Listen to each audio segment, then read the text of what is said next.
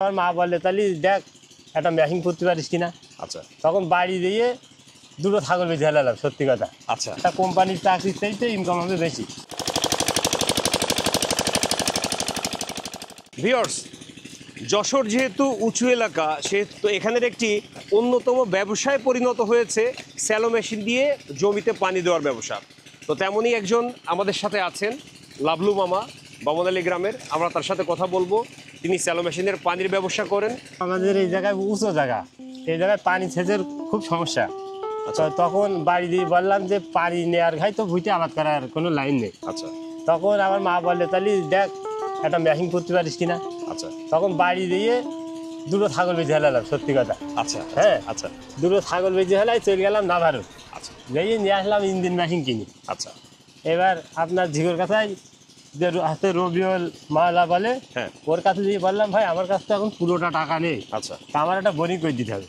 আচ্ছা তা করছে তা দিয়া দেবে রে। মানে যে কল্পতে তার কাছে গেলে হ্যাঁ। এবার গেলি, ওর আমি অর্ধেক টাকা দিলাম, আচ্ছা। আর অর্ধেক টাকা বাকি থেকেছিল। থেকে আমি ওই বোরিং করলাম। আচ্ছা করলি এবার আস্তে আস্তে আস্তে আমার ফসলে সেচ দিই, অন্য মানুষেরও সেচ দেওয়া হয়। এতে তাতে দেখা যাচ্ছে আমার আবাদও ভালো হয়, অন্য লোকেরও হয়, তাতে আমার কিন্তু ইনকামও আসে। আচ্ছা আচ্ছা আমার বাড়ি পরিবারও আছে বা আছে, ওই এতেও তো চলে, আর আমার আবাদ ফসল তো আছে। আচ্ছা দুটো মিলে ভালোই দেখাচ্ছে পটটা হয়। আচ্ছা তারপরে পানি বেচার পরে আবার উঠলি, আমি আবার সেই দিকে বাকি করতে হয় দিই, সেই লোকের দিয়ে আসলাম। 100 ঘন্টা যদি আমি পানি বিক্রি করি, তা কমসে কম আমার 5 থেকে 6 হাজার টাকা লাভ থাকে। বর্ষা না হলে আমাদের মাঠে সবসময় পানি দিতে হয়। সবসময় তাতে প্রায় ধরেন যদি কেউ ব্যবসা এরকম করে লাখখানিক টাকা দিয়ে ইনকাম করা হ্যাঁ। সম্ভব।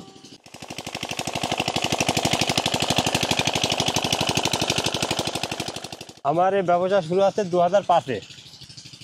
টোটাল আপনার বোরিং সহ যত কিছু কিনা 25,000 টাকা পড়িল।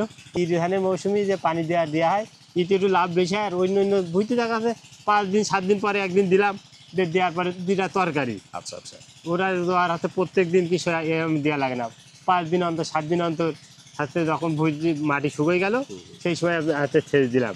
আমরা একটু দেখবো মামা যে স্যালো মেশিনটা ছেড়েছেন, পানি আসতেছে এদিকে, একটু ঘুরিয়ে দেখাতে চাই আমরা দর্শকদের। এই যে পানি আসছে। আমাদের এখন শীতের সময় হোক আর গরমের সময় হোক, তরকারি ছাড়া তো আমরা ধানের আবাদ খুব কম আমাদের মাঠে, উঁচু জায়গা না, আমার সব তরকারি। কি কি তরকারিতে আপনারা দেন? এখন শীতের সময় ধরেন সিম, পাতাকপি, ফুলকপি, মূলো, পালং শাক, গাজর, পুঁই শাক, আপনার পেঁয়াজ, রসুন আর পটল। লাবলু মামার পানির ব্যবসা, যে স্যালো মেশিন থেকে পানি আসছে জমিতে যাচ্ছে, আমরা দেখতে পাচ্ছি এই যে পানি আস্তে আস্তে জমির দিকে যাচ্ছে।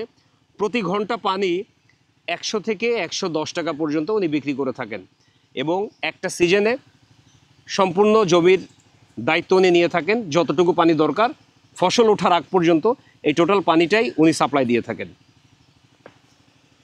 স্যালো মেশিন যে একটা মানুষের সংসারের দায়িত্ব নিতে পারে, লাবলু মামাকে দেখে বুঝলাম।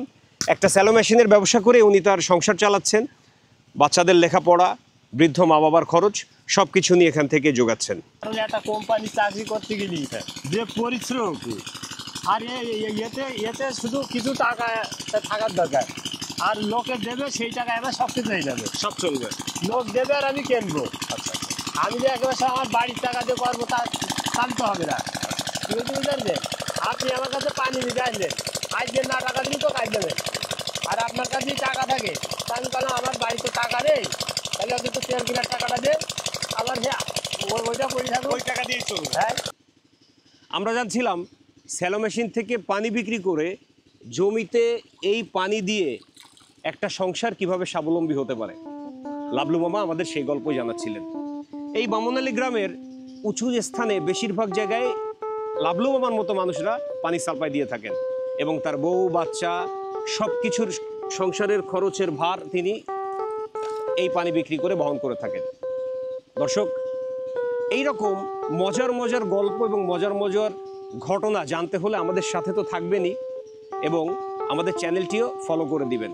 দর্শক, এ পর্যন্ত আজ বিদায় নিচ্ছি। অন্যদিন অন্য কোনো ঘটনা নিয়ে আপনাদের সামনে আমি হাজির হব। খন্দকার সোহান, আমাদের সাথেই থাকবেন, সুস্থ থাকবেন। আল্লাহ হাফেজ।